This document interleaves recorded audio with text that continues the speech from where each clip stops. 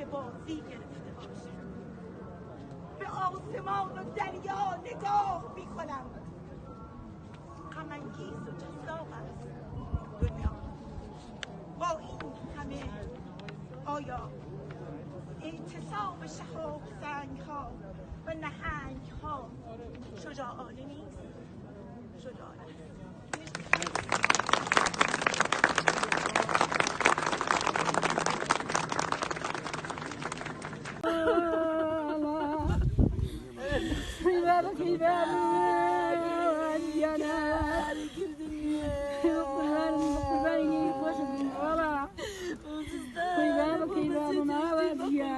اینجا سرندج کردستان عزیز. دیگه زمان ترسیدن از اعدام و شکنجه و زندان تموم شده.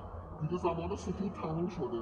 ما جوانای مبارزه کف خیابون از مردم میخوایم به ما بپیوندن و در این راه هم صدا و همگام با ما به خیابونا بیان. این بار برای همیشه، برای سرنگونی دیکتاتور، برای این همه سال جنایت در حق من، در حق تو و همه ما این سکوت رو بشکنیم وگرنه روز آزادی بین آزادی خواه جایی نداریم.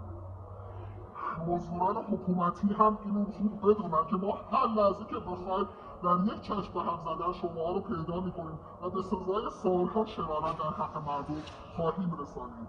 با مبارزین صدای خیابون هم صدا بشیم برای آزادی.